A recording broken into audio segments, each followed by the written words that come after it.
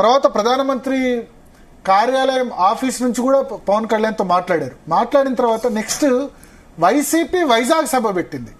ప్రధానమంత్రిని ఇన్వైట్ చేసింది. 5 లక్షల మందిని వైసీపీ తమ సొంత పార్టీ కార్యకర్తలను పిలిచి, అంటే జగన్ ప్రధానమంత్రికి తన క్లోజ్నెస్ కు నిరూపించేందుకు వైజాగ్ సభ పెట్టారు. దానికి ప్రధానమంత్రి ఇన్వైట్ చేశారు. దానికి అంతా కూడా పబ్లిక్ గ్యాదరింగ్ బీజేపీ కాదు, ఎక్కువ చేసిందంతా కూడా ఎవరు? వైసీపీ గ్యాదరింగ్ చేస్తే ముందు రోజే ప్రధానమంత్రి వచ్చారు. ఆ ముందు రోజు పవన్ కళ్యాణ్ పిలిపించుకొని మరీ వైజాగ్ లో మాట్లాడారు. అంతకు 1 month 2 months బ్యాక్ ఇన్సిడెంట్ జరిగిన తర్వాత పవన్ కళ్యాణ్ పిలిపించుకొని మాట్లాడారు. మేము ఉన్నాం, డోంట్ వరీ, నువ్వు ఫైట్ చేయి, నీ గురించి ఖచ్చితంగా. అప్పటికి ఇంకా లేదు. సో ఈ వైజాగ్ ఇన్సిడెంట్ జరిగిన వెంటనే పవన్ కళ్యాణ్ అడ్డుకున్న వెంటనే చంద్రబాబు పవన్ కళ్యాణ్ ఇంటికి వెళ్ళి ఆయన కలిశారు. సో అప్పటి వరకు కూడా ఈ ఎన్డీఏ పొత్తు రాజకీయానికి అప్పుడు స్టార్ట్ అయింది. అంటే పవన్ చంద్రబాబు కూడా కలిసి వెళ్తారని లేదు. సో చంద్రబాబు ఒక యాజ్ ఎ గుడ్ విల్ గెచ్చర్గా పోలీసులు మిమ్మల్ని అడ్డుకున్నందుకు అని చెప్పి ఆయన వెళ్లి కలిశారు. సో అప్పుడు పవన్ కళ్యాణ్ కూడా లేదు, వీళ్ళు వైసీపీతోనే వెళ్ళొచ్చు, వైసీపీ మోడీ అంతా కలిసే ఉన్నారు కదా అన్న దానిలో వైజాగ్ లో పిలిపించుకొని పవన్ కళ్యాణ్ ను నరేంద్ర మోడీ మాట్లాడడం. సభ పెట్టిందేమో వైసీపీ, కానీ ఆ సభ కంటే ముందు ఆయన పిలిపించుకొని పవన్ కళ్యాణ్ మాట్లాడడం తోటి ఇంకా పవన్ కళ్యాణ్ చాలా ఆ మీటింగ్ లో ఏం జరిగిందో చాలా క్లోజ్ అయిపోయారు ఇద్దరు. సో చివరి నిమిషం వరకు కూడా లాస్ట్ 2-3 నెలల వరకు కూడా క్లారిటీ లేదు. అంతా వైసీపీ బీజేపీ సొంతంగా పోటీ చేయొచ్చు అనుకున్నారు. కానీ ఆయన పదే చంద్రబాబు నాయుడు అరెస్ట్ చేసిన తర్వాత పదే ఆయన అమిత్ షాను వాళ్ళని కలిసి జగన్ ఎక్కువగా ఆంధ్రప్రదేశ్ లో క్రిస్టియానిటీ ఎక్కువ చేస్తున్నాడు, మీరేదో అనుకుంటున్నారు మీకు సపోర్ట్ అని చెప్పి, కానీ అల్టిమేట్ గా ఇది సంఘకి సంబంధించిన ఎజెండా కరెక్ట్ కాదు, ఆయన రాష్ట్రానికి చాలా నష్టం చేస్తున్నారు, పారిశ్రామికవేత్తలను దూరం చేస్తున్నారు, పారిశ్రామికంగా చేస్తున్నారు, ఒక విధంగా ఆంధ్రప్రదేశ్కి తీరని అన్యాయం జరుగుతుందని పదే ఎక్స్పెక్ట్ చేసి మనము చంద్రబాబు నాయుడు కలిసి వెళ్దామని ఫోర్స్ చేశారు ఆయన లిటరల్ గా.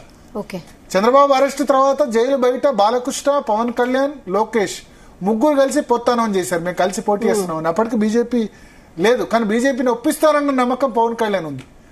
సో అప్పుడు ఈ పవన్ కళ్యాణ్ స్ట్రెచ్ చేయగా ఒకసారి అమిత్ షా వాళ్ళు చంద్రబాబు నాయుడు పిలిపించి మాట్లాడారు జైలు నుంచి బయటకు వచ్చిన తర్వాత. ఆ తర్వాత జగన్ కూడా చెప్పేశారు పార్లమెంట్ సమావేశాలు నడుస్తున్నాయి, ఇంకా 2 నెలల ఎలక్షన్ ఉంది, అప్పటి వరకు పొత్తు కూడా ఫైనలైజ్ కాలేదు, జగన్ మేము టీడీపీతో వెళ్తున్నాం, మోడీ అమిత్ షా ఇద్దరు కలిసి జగన్ తో మాట్లాడారు.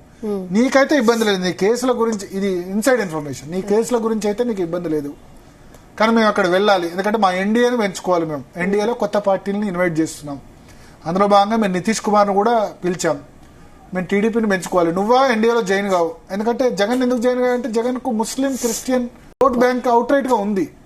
సో ఆయన బీజేపీతో వెళ్తే ఆయనకు న్యాచురల్ గానే ఇబ్బంది, అయినా సరే అండర్స్టాండింగ్ ఉంది.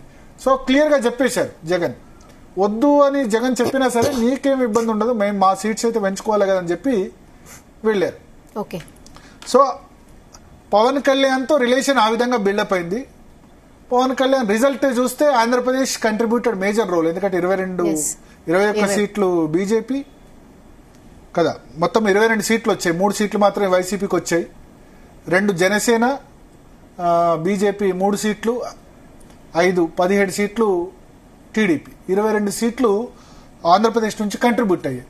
కంట్రిబ్యూట్ అయిన తర్వాత మనం చూసాం పార్లమెంట్ సెంట్రల్ హాల్లో నరేంద్ర మోడీ, చంద్రబాబు నాయుడు నరేంద్ర మోడీని పొగిడారు, నితీష్ కుమార్ నరేంద్ర మోడీని పొగిడారు, కానీ నరేంద్ర మోడీ పవన్ కళ్యాణ్ పొగిడారు పార్లమెంట్ సెంట్రల్ హాల్లో. ఏ పవన్ నై ఏ తుఫాన్ ఏదో వర్డ్ కామెంట్ చేశారు, నాకు సరిగ్గా గుర్తు రావట్లేదు. పవన్ క్యా కమాల్ కియా, ఎంత పెద్ద కమాల్ చేశాడు పవన్, తుఫాను ఆంధ్రప్రదేశ్ ను చుట్టూ ఎట్టేసింది, అందుకని మాకు 22 సీట్లు వచ్చాయని చెప్పి ఫస్ట్ స్పీచ్ మోడీ ఇంకా ఎన్డీఏ పార్లమెంటరీ పార్టీ నేతగా ఆయన ఎలక్ట్ చేసుకునే సందర్భం, ప్రధానమంత్రిగా 3rd టైం ప్రమాణ స్వీకారం చేయకముందే చెప్పేశారు. సో పవన్ కళ్యాణ్ అంటే ఒక మంచి ఇంప్రెషన్ ఏర్పడ్డది, ఎందుకు నన్ను రైట్ టైంలో రైట్ గా గైడ్ చేశారు, నేను గనక ఇప్పుడు ఎన్డీఏ కలిసి పోటీ చేయకపోతే 22 సీట్లు అక్కడ రాకపోతే, ఆంధ్రప్రదేశ్ లేకపోతే మోడీ ప్రభుత్వం మళ్ళీ ఏర్పడ చాలా కష్టం అయ్యేది కదా.